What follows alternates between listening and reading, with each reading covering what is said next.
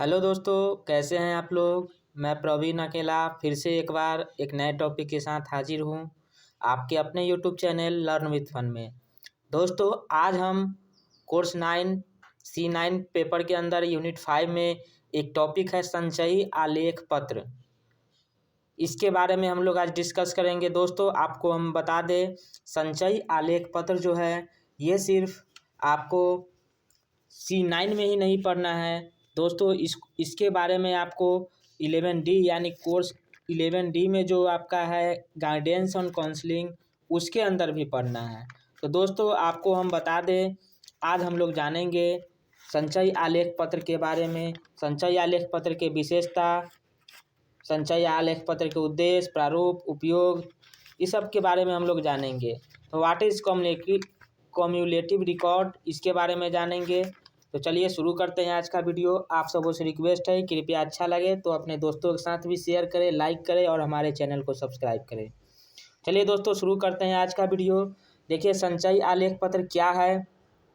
इस वीडियो के अंदर हमने बहुत सारे सब टॉपिक को कवर किया है। हमारा आज का टॉपिक है संचयी आलेख पत्र, और इसके सब टॉपिक जो है कह सकते हैं उद्देश्य, संचयी आलेख पत्र के प्रकार, इसके प्रारूप, इसके महत्व, इसके उपयोग के बारे में जानेंगे। तो दोस्तों, वीडियो शुरू करते हैं। देखिए, लिखा है पहले प्रस्तावना, फिर लिखा है संचयी आलेख पत्रों को संकलित आलेख पत्र के नाम से भी जानते हैं। इसका प्रयोग सन 1930 ईस्वी में प्रारंभ हुआ। इसमें विद्यार्थी से संबंधित विभिन्न जानकारी एक ही पत्र पर संकलित कर ली जाती है ताकि संबंधित छात्र के बारे में व्यापक सूचना मिल सके। ये आलेख गुप्त रखे जाते हैं तथा यह समय पड़ने पर इसकी विषय वस्तु छात्र संबंधी समस्याओं के निदान एवं उपचार हेतु प्रयोग की जाती है। कहने का मतलब यह हुआ दोस्तों कि संचयी आलेख पत्र जो है, इसको संकलित आलेख पत्र के नाम से भी जानते हैं, इसका दूसरा नाम हम कह सकते हैं। और इसका प्रयोग सर्वप्रथम 1930 ईस्वी में किया गया था। और इसमें क्या होता है कि विद्यार्थी से संबंधित सारे सूचना जो है गुप्त रूप में रखी जाती है। फिर आगे लिखा है, इन आलेख पत्रों का विषय अत्यंत संक्षिप्त एवं सारगर्भित होता है। तो गुप्त रूप में रखने का मतलब संक्षिप्त यानी बहुत ही कम शब्दों में बहुत बड़ी बात लिखी होती है इसके अंदर, विद्यार्थी से संबंधित। सारगर्भित मतलब छोटा, सारगर्भित का अर्थ यह हुआ कि मतलब कम शब्दों में बहुत गहरा बात, मतलब बहुत प्रभावी बात, इसको हम कह सकते हैं। तो ये जो संचयी आलेख पत्र है, इसमें इसका जो विवरण है संक्षिप्त होता है, छोटा होता है और सारगर्भित भी होता है, मतलब कम शब्दों में बहुत कुछ लिखा होता है। फिर आगे लिखा है, सामूहिक आलेख पत्र द्वारा विद्यार्थियों के प्रत्येक अंग का विकास समय समय पर ज्ञान होता जाता है। इसके आधार पर हम उनकी शिक्षा में भी उपयुक्त परिवर्तन ला सकते हैं। वर्तमान समय में संचयी आलेख पत्रों का महत्व निरंतर बढ़ता जा रहा है, क्योंकि ये पत्र विद्यार्थियों के शैक्षणिक एवं व्यावसायिक निर्देशन में बहुत ही सहायक सिद्ध हुए हैं। इन पत्रों के माध्यम से हमें विद्यार्थी के सामान्य व्यवहार गुण, रुचि, खेलकूद, क्रीड़ा, वाद विवाद, कला, नाटक, अभिनय का स्तर तथा उनकी विश्वसनीयता के बारे में स्पष्ट ज्ञान हो जाता है। देखिए दोस्तों, इसका कहने का यह मतलब हुआ कि पहला नंबर तो हम लोग जानेंगे कि संचयी आलेख पत्र जो है, इसके अंदर जो सूचना लिखी रहती है विद्यार्थी से संबंधित, वो क्या होती है, संक्षिप्त और सारगर्भित होती है। दूसरी बात इसमें यह है कि इसका निरंतर उपयोग बढ़ता जा रहा है, इसका महत्व बढ़ता जा रहा है, क्योंकि इसके अंदर जो सूचना होती है वो विद्यार्थी के शैक्षिक तथा व्यावसायिक निर्देशन में, उसको गाइड करने में, निर्देश देने में बहुत ही महत्वपूर्ण होता है, बहुत ही सहयोगी होता है शिक्षकों के लिए। क्योंकि इसके अध्ययन करने से किसी बालक के व्यक्तित्व का पता चल जाता है कि मतलब उनका रुचि किस में है, वो किस क्षेत्र में रुचि रखते हैं, उनका शैक्षिक अनुभव कैसा है, व्यावसायिक अनुभव कैसा है। मतलब अनुभव कहने का तात्पर्य यह हुआ कि किस क्षेत्र में ज़्यादा रुचि ले रहे हैं। तो दोस्तों, जिस क्षेत्र में कोई भी व्यक्ति रुचि लेता है उसमें अनुभव जो है वो स्वतः अपने आप अर्जित करना शुरू कर देता है, क्योंकि उसके प्रति उसका समर्पण की भावना आ जाती है। कि हम जैसे किसी को यदि मान लीजिए कि पियानो बजाना पसंद है, तो किसी भी कीमत पर सोचेगा कि हम एक बार बजा ले, फिर सोचेगा कि हम सीख ले इसको, फिर अच्छा से बजाने लगेगा। तो मतलब जब जिसका जिसमें रुचि हो जाएगा, वो हमेशा उस चीज़ के प्रति अपना समर्पण भाव दे के उसको सीखना चाहेगा। फिर आगे लिखा है दोस्तों, संचयी आलेख पत्र के अर्थ तथा परिभाषा। लिखा है, विभिन्न शिक्षा शास्त्रियों एवं मनोवैज्ञानिकों ने अपने तर्क एवं चिंतन के आधार पर संचयी या संकलित आलेख पत्र को निम्न रूपों में प्रस्तुत किया है। जानेंगे। पहला है मूरे थॉमस के अनुसार। ये जो मूरे और थॉमस है, इन्होंने संचयी आलेख पत्र को किस रूप में प्रस्तुत किया उसको जानेंगे। देखिए लिखे हैं, संचयी आलेख पत्र किसी बालक के बारे में एक लंबी अवधि में एकत्रित सूचना होती है। कहने का तात्पर्य यह हुआ कि संचयी आलेख पत्र जो होता है किसी भी बालक के बारे में जिसके बारे में वो संचयी आलेख पत्र बनाया गया है, एक लंबी अवधि में एकत्रित की हुई सूचना होती है। मतलब उससे संबंधित बातें जो है उसमें लिखी होती है। ये हो गया मूरे और थॉमस के अनुसार। दूसरा है जेन वाटसन के अनुसार। लिखा है, परीक्षा, प्रश्नावली, अवलोकन, साक्षात्कार, व्यक्ति इतिहास आदि विभिन्न विधियों के प्रयोग से संबंधित सभी महत्वपूर्ण सूचनाओं को सारांश रूप में संचयी आलेख पत्र में संग्रहित करना चाहिए। ये कहना था जेन वाटसन का। W.C. एलिन के अनुसार क्या है, संचयी आलेख पत्र में व्यक्तिगत छात्र के मूल्यांकन से संबंधित सूचनाओं का आलेख होता है। ये सामान्यतः ये सूचनाएं एक पत्र पर लिखकर एक स्थान पर रख दी जाती है गुप्त रूप से कहें या फिर सारगर्भित और संक्षिप्त रूप में। फिर आगे लिखा है, उपयुक्त परिभाषाओं से यह स्पष्ट होता है कि संचयी आलेख पत्र में विद्यार्थी संबंधित विवरण अत्यंत संक्षिप्त और सारगर्भित होता है। यह आलेख गुप्त रूप में रखा जाता है तथा जरूरत पड़ने पर समय समय पर इसका उपयोग किया जाता है। दोस्तों, इसका उपयोग यदि हम आगे बताएंगे, लेकिन शॉर्ट में एक बार बता देते हैं कि इसका उपयोग जो है विद्यार्थी को निर्देशित करने में होता है, विद्यार्थी के अधिगम स्तर को जानने में होता है, विद्यार्थी को स्तरीकरण करने में होता है, मतलब लेवलिंग करने में, कौन सा विद्यार्थी किस लेवल का जान रहा है। फिर इसका जो है उद्देश्य जो है व्यक्ति बालक के विकास में भी सहायक होता है, क्योंकि इसमें जो लिखा रहता है कमी भी लिखा रहता है और उपलब्धि भी लिखा रहता है। ये हो गया। फिर आगे हम जानेंगे इसकी विशेषता, क्या क्या इसकी विशेषताएं हैं। देखिए, एक अच्छे संचयी आलेख पत्र की विशेषताएं निम्नलिखित हैं। कौन कौन सी विशेषता है उसके बारे में अभी हम लोग जानेंगे। तो पहला विशेषता है इसमें वस्तुनिष्ठ विवरण होने चाहिए, न कि आत्मनिष्ठ। जो कुछ लिखा जाए संक्षिप्त एवं सार रूप में होना आवश्यक है। वस्तुनिष्ठ कहने का मतलब जो भी लिखा हो, ठीक है, वो एकदम करेक्ट होना चाहिए, 100%। वस्तुनिष्ठ कहने का मतलब जो भी इसमें कुछ लिखा हो वो एकदम 100% सही होना चाहिए, 100%। ये हो गया वस्तुनिष्ठ आपका, जिसका दूसरा कोई विकल्प नहीं है, ठीक है। आत्मनिष्ठ कहने का मतलब दूसरा विकल्प इसका उपलब्ध हो सकता है, इसीलिए आत्मनिष्ठ नहीं है, ये क्या है, वस्तुनिष्ठ होना चाहिए। दूसरा पॉइंट है इसमें, आलेख पत्र विद्यार्थी की प्रगति का संपूर्ण चित्र प्रस्तुत कर सके। इसके लिए आवश्यक है कि विद्यालय या उसके बाहर एवं सभी परिस्थितियों में, वह परिवार हो या कक्षा, खेल का मैदान हो या पढ़ाई, विद्यार्थी का संक्षिप्त विवरण दिया जाना चाहिए। विकास के विभिन्न क्षेत्रों में विद्यार्थी की प्रगति का ब्यौरा भी आवश्यक है। विभिन्न घटनाओं का तथ्यपूर्ण एवं तिथि सहित वर्णन होना उचित है। केवल एक परिस्थिति में व्यवहार के आधार पर मूल्यांकन करना अवैज्ञानिक होगा। कहने का तात्पर्य यह हुआ कि आलेख पत्र में विद्यार्थी संबंधित पूरा के पूरा उसमें सूचना रखा होता है, ठीक है। तो सूचना कहने का मतलब औपचारिक शिक्षा से संबंधित और अनौपचारिक शिक्षा से भी संबंधित होता है। तो अनौपचारिक शिक्षा में क्या हो जाएगा, जैसे खेल का मैदान हो गया, या फिर उसके घर का परिवार का वातावरण हो गया, उससे कुछ सीख रहा है या कुछ उपलब्धि हासिल किया, वो भी इसमें होगा। तो इसका कहने का मतलब यह हुआ, विद्यार्थी के जीवन में जो भी उपलब्धि है ये आलेख पत्र के अंदर क्या होता है, अंकित होता है। फिर तीसरा है निश्चित लक्ष्यों या उद्देश्यों को ध्यान में रखकर ही आलेख पत्र में विभिन्न स्थानों पर लिखना चाहिए, पर ये आलेख इतना जटिल न हो कि उनका उपयोग नहीं हो सके। दोस्तों, अभी हम इससे पहले बताए थे आपको कि इसका जो है लिखने का तरीका संक्षिप्त और सारगर्भित होना चाहिए। तो इतना भी सारगर्भित नहीं होना चाहिए कि मान लीजिए कि एक शिक्षक का स्थानांतरण कहीं दूसरे जगह हो जाता है और दूसरे शिक्षक को उस बालक के संचयी आलेख पत्र का अवलोकन करने का अवसर प्राप्त हो, तो अवलोकन करके उस जिस चीज़ के बारे में उसमें लिखा हो उनको समझ में आना चाहिए। कहने का मतलब यह हुआ कि संक्षिप्त और सारगर्भित होना चाहिए, लेकिन इतना भी नहीं ताकि उसके उपयोग जो है दूसरा कोई ना कर सके। फिर चौथा पॉइंट लिखा है, यदि संभव हो सके तो किसी एक व्यक्ति द्वारा किए गए मूल्यांकन की अपेक्षा अनेक अध्यापकों या विद्यालय के संचालकों के सामूहिक मूल्यांकन के आधार पर आलेख पत्रों में विभिन्न टिप्पणियां लिखनी चाहिए। इससे पत्र अधिक वस्तुनिष्ठ एवं विश्वसनीय हो जाएगा। दोस्तों, इस पॉइंट का कहने का मतलब है, देखिए, किसी एक शिक्षक का किसी एक छात्र के साथ या छात्रा के साथ विशेष लगाव होता है, तो उस कंडीशन में क्या होगा कि उसको उसके बारे में जो कुछ भी वो नोट डाउन करेंगे या फिर कुछ भी लिखेंगे तो हो सकता है पॉजिटिव लिख दें। तो इसीलिए कहा गया है कि उस विद्यालय में जो भी अध्यापक हैं या फिर और शिक्षक हैं, तो शिक्षक के समूह द्वारा उसका मूल्यांकन होगा, फिर उसके बाद उस पर टिप्पणी हो जो कि अधिक वस्तुनिष्ठ और विश्वसनीय होगा।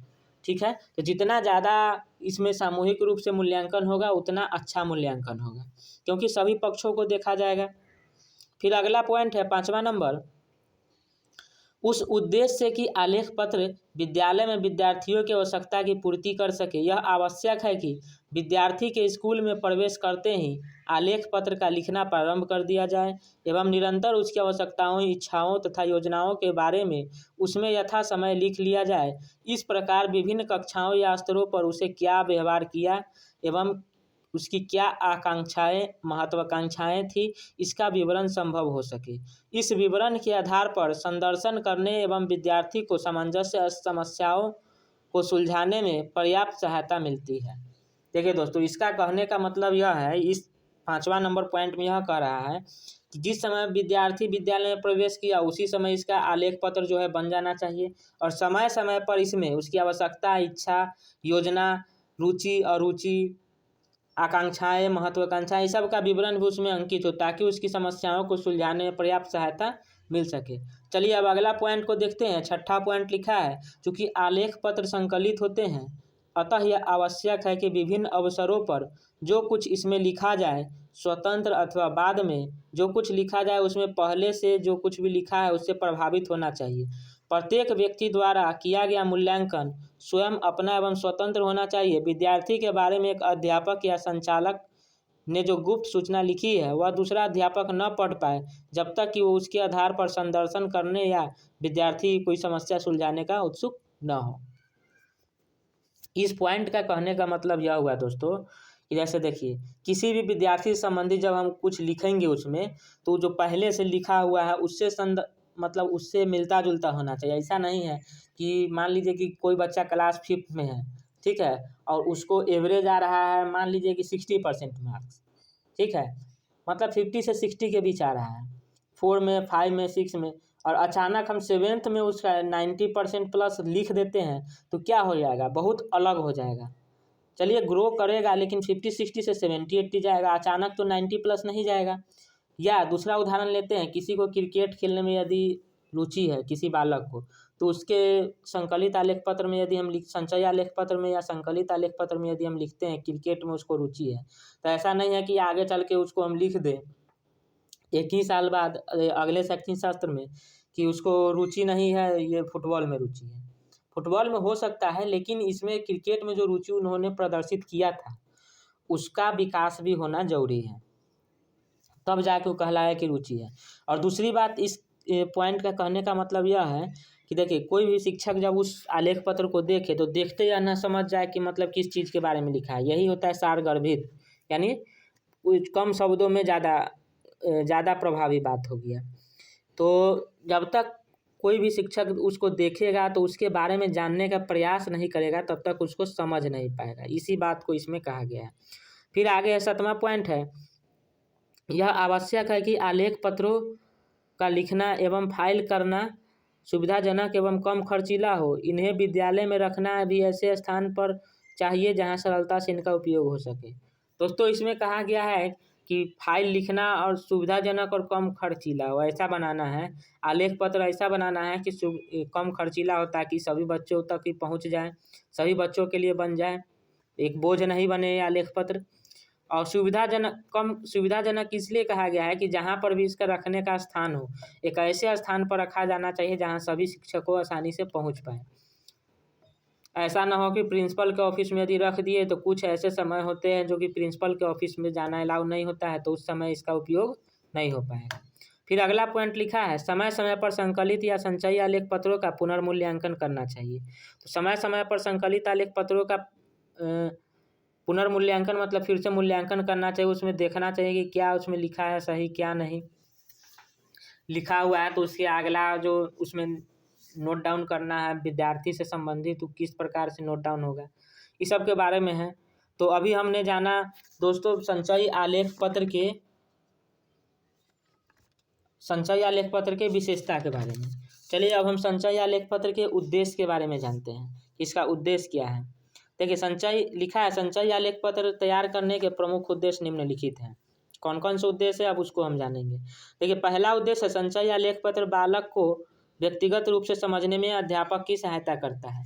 देखिए संचयी आलेख पत्र एक ऐसा चीज़ होता है जिसको पढ़ने के बाद शिक्षक जो है बालक को न देखे फिर भी उसके बारे में कुछ ज्ञान ले सकता है, मतलब समझ सकता है कि हाँ उसका शैक्षिक स्तर कैसा है, खेल में कैसा है, वो बच्चा मंद बुद्धि है कि औसत बुद्धि है कि प्रखर बुद्धि है, इस सब चीज़ को।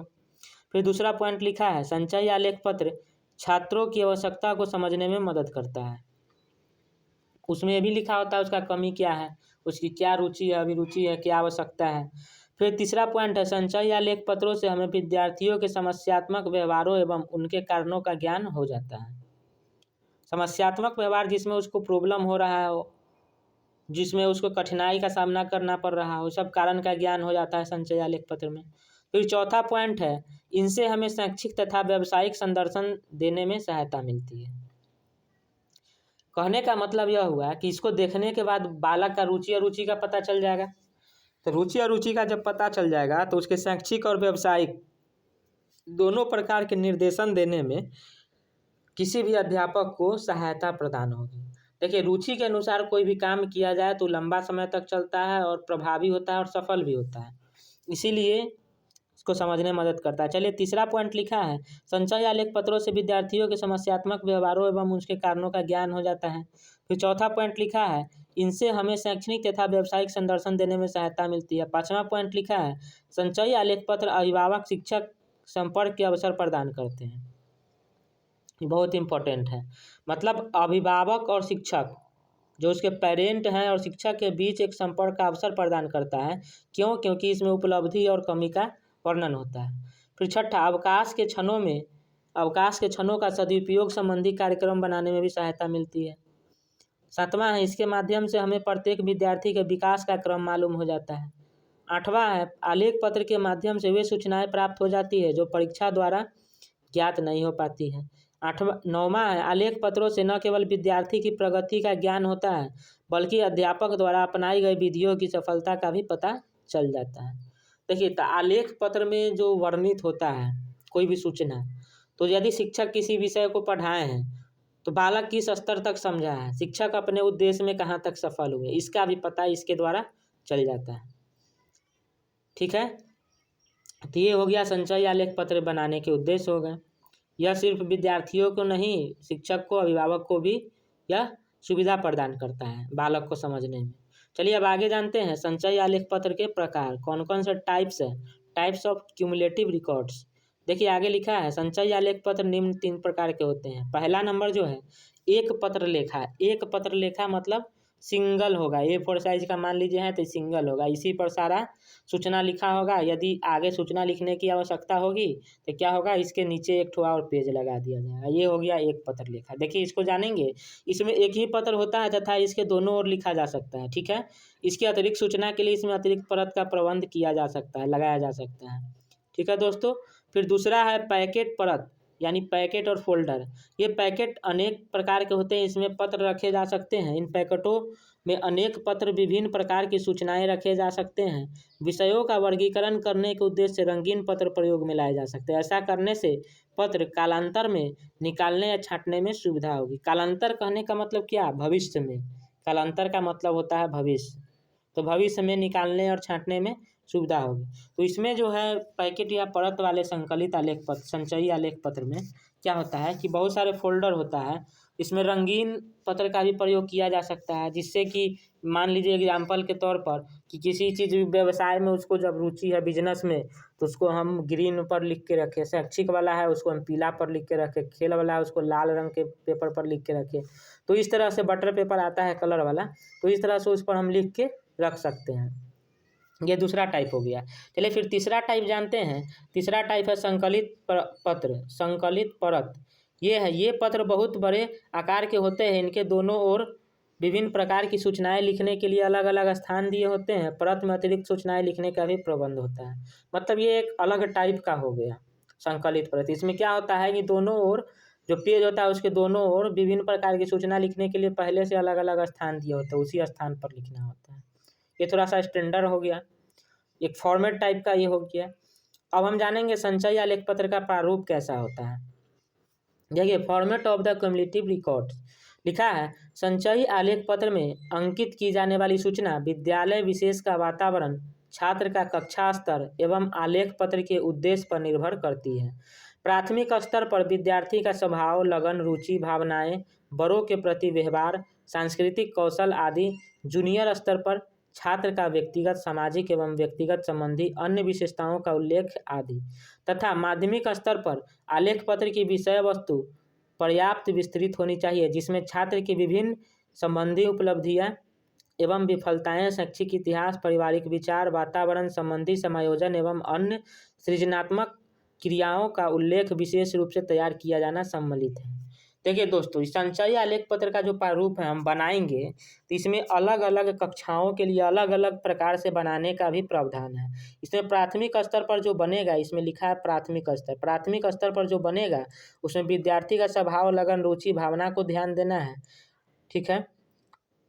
सांस्कृतिक कौशल आदि जूनियर स्तर पर है। फिर छात्र का व्यक्तिगत, सामाजिक संबंधित स्तर, ये जो बनाएंगे तो ये माध्यमिक स्तर पर हो गया, जिसमें विस्तृत जानकारी होनी चाहिए, जिसमें छात्र विभिन्न संबंधी उपलब्धि, विफलता, सफलता, इतिहास, परिवार, विचार संबंधी समायोजन, सृजनात्मक क्रियाओं यानी क्रिएटिव कुछ होगा माध्यमिक स्तर पर बालक का, तो उसमें उल्लेख होगा। मतलब ये एक प्राथमिक के लिए है और दूसरा माध्यमिक के लिए। तो ये दो प्रकार के संचयी आलेख पत्र का प्रारूप हो गया। छोटा बच्चा के लिए बनाना है तो क्या क्या लिखना है, और माध्यमिक स्तर पर वाले बच्चे के लिए, किशोरों के लिए बनाना है तो उसमें क्या लिखना है। ये समझ गए आप लोग। चलिए अब आगे जानते हैं संचयी आलेख पत्र के महत्व और उपयोग के बारे में। Importance and usages of cumulative records. ठीक है, इसको जानेंगे हम। देखिए, लिखा है, संचयी आलेख पत्र छात्र के बारे में लिखित, प्रामाणिक एवं वर्ष भर महत्वपूर्ण जानकारी प्रदान करते हैं। एक प्रकार से कहा जा सकता है कि यह विद्यार्थी की प्रगति का चित्रांकन है। संचयी आलेख पत्र छात्र, अध्यापक या अन्य किसी भी अधिकारी के लिए समान रूप से उपयोगी हैं। जहां एक और विद्यार्थी इन आलेख पत्रों के माध्यम से अपनी क्षमताओं एवं न्यूनताओं का आभास पाकर अपने भावी लक्ष्य की योजना बनाता है, वहीं दूसरी ओर अच्छी प्रकार से कर पाता है। इसी प्रकार किसी औद्योगिक प्रतिष्ठान का अधिष्ठाता भी अपने अधीनस्थ कर्मचारियों की रुचि, क्षमता, कौशलों, आवश्यकताओं, अभिवृत्तियों आदि के आधार पर उनके हितार्थ योजनाएं तैयार करता है। देखिए, इसमें लिखा है, देखिए पहले भी हम बताए हैं इसका प्रस्तावना जो इंट्रोडक्शन था उसमें, कि संचयी आलेख पत्र का जो है बहुत ही ज़्यादा महत्वपूर्ण, बहुत ही ज़्यादा महत्व रखता है, बहुत ही ज़्यादा महत्वपूर्ण है बालक के शैक्षणिक, व्यावसायिक रुचि, अरुचि को जानने में। बालक के या अध्यापक को भी यह मदद करता है, बालक के अभिभावक को भी मदद करता है, अध्यापक को भी मदद करता है। मतलब यह बहुत ही उपयोगी है। मान लीजिए कि एक बच्चा किसी दूसरे स्कूल से नाम कटवा के दूसरे स्कूल में गया, तो संचयी आलेख पत्र रहने से क्या होगा कि वहाँ जाने के बाद वहाँ के शिक्षक जैसे ही इसको देखेंगे, उस समझ जाएंगे कि मतलब इसका किसमें रुचि है, इसका शैक्षिक शिक्षा ग्रहण करने का स्तर क्या है, कहाँ कहाँ इसका मतलब कमजोरी है, ये सब के बारे में। और इसी तरह कोई भी प्रतिष्ठित औद्योगिक संस्थान में जब जाएंगे, कंपनी में, तो वहाँ पर भी बहुत सारा जो कंपनी का मालिक होता है, ऑनर होता है या एचआर होता है, वो क्या करता है कि अपने स्टाफ के लिए, अपने कर्मचारियों के लिए उसकी कौशल का, अभिवृत्ति का, आवश्यकता का एक सूची तैयार करके रखता है ताकि उसको भविष्य में लाभ दिया जा सके। फिर आगे लिखा है, शिक्षा का एकमात्र उद्देश्य बालक के व्यक्तित्व का सर्वांगीण विकास करना है, इसलिए बालक के विकास का मापन करने के लिए विभिन्न विषय संबंधी परीक्षाएं ली जाती है। देखिए, व्यक्ति का शिक्षा का एकमात्र उद्देश्य होता है सर्वांगीण विकास। सर्वांगीण विकास में सभी प्रकार के विकास आ जाते हैं, ठीक है। तो बालक के विकास का मापन करने के लिए विभिन्न विषय की परीक्षा ली जाती है, लेकिन ये परीक्षाएं एकांगी होती है। मतलब परीक्षा लिया गया, उसको एक तरह से नंबर दे दिया गया। यहाँ तक कि यदि प्रायोगिक माध्यमिक स्तर के ऊपर यदि उच्चतर स्तर पर जाएंगे हम, तो प्रायोगिक की परीक्षा होती है। लेकिन वर्तमान समय में ये हालात है, ये परिस्थिति है कि उस परीक्षा को भी सही से संचालन नहीं किया जाता है, नहीं करवाया जाता। होता क्या है कि उस परीक्षा के संचालन में बहुत सारी गड़बड़ियाँ होती हैं। पैसा दे के प्रैक्टिकल में नंबर दे दिया जाता है। क्या बहुत सारे शैक्षणिक संस्थान ऐसे हैं, कम ही ऐसे होंगे जिसमें प्रायोगिक परीक्षा विधिवत रूप से संपन्न होती होगी। तो कहने का मतलब है एकांगी हो गया अभी के वर्तमान समय की परीक्षा। तो ये परीक्षा मात्र अर्जित ज्ञान का ही मूल्यांकन करती है, जबकि व्यवहारिक ज्ञान का नहीं करती है। फिर आगे लिखा है, जबकि छात्र की मानसिक, सामाजिक एवं सामूहिक विशेषताओं का मूल्यांकन भी उतना ही आवश्यक है। जितना कि अंक प्रदान करना आवश्यक है, उतना ही सामाजिक, सांवेगिक, मानसिक भी जरूरी है, या प्रायोगिक भी जरूरी है। चलिए आगे जानते हैं। इसमें लिखा है, माध्यमिक शिक्षा आयोग ने संचय आलेख पत्रों को देख के सभी विद्यालयों में अनिवार्य करते हुए सिफारिश की थी कि छात्रों के कार्यों का मूल्यांकन बाह्य या आंतरिक परीक्षाओं के द्वारा संभव नहीं है। छात्र को भविष्य में नवीन विषय या व्यवसाय का चुनाव करने में सहायता देने के लिए उसके विकास का पूर्ण आलेख रखना चाहिए। विद्यालयों में रखे जाने वाले आलेख पत्रों में छात्रों द्वारा किए गए कार्यों का विवरण रखना चाहिए। इन आलेख पत्रों में शिक्षा में की गई प्रगति के अतिरिक्त व्यक्तित्व के गुण, सामाजिक समायोजन, रुचि एवं अभिवृत्ति तथा अन्य क्रियाओं का उल्लेख भी होता है।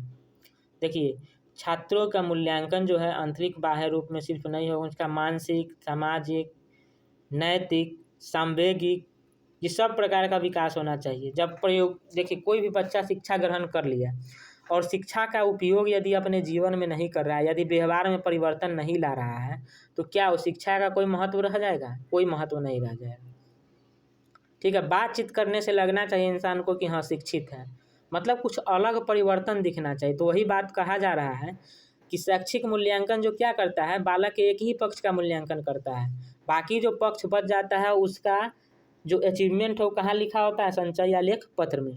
फिर आगे लिखा है, इन आलेख पत्रों में शिक्षा में की गई प्रगति के अतिरिक्त व्यक्तित्व के गुण, सामाजिक समायोजन, रुचि, अभिवृत्ति तथा अन्य क्रियाओं का भी उल्लेख होता है। अभी हम समझाए थे दोस्तों, वही हो गया। चलिए फिर आगे हम जानेंगे निष्कर्ष यानी कंक्लूजन क्या है। तो उपरोक्त विवरण से यह स्पष्ट होता है कि निरंतर विकसित होने वाले पाठ्यक्रम में संचय आलेख पत्रों का महत्वपूर्ण योगदान है या महत्वपूर्ण स्थान रखते हैं। आप लोग भी समझ रहे हैं इस बात को।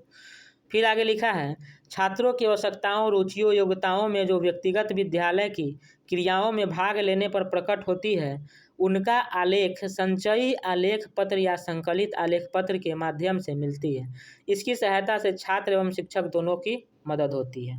छात्र और शिक्षक दोनों के लिए यह जरूरी है। क्या जरूरी है? संचयी आलेख पत्र, संचयी आलेख पत्र। ये दोस्तों आपको पढ़ना है C9 में भी, और ये पढ़ना है कोर्स 11 का D नंबर ऑप्शनल पेपर है एक, जिसका नाम दिया गया है गाइडेंस एंड काउंसलिंग, जिसका नाम दिया गया है गाइडेंस एंड काउंसलिंग, यानी निर्देशन एंड परामर्श, निर्देशन और परामर्श,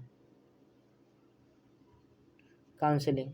तो दोस्तों उम्मीद है ये वीडियो आपको पसंद आया होगा, तो कृपया इस वीडियो को लाइक कीजिए और अपने दोस्तों के साथ शेयर कीजिए।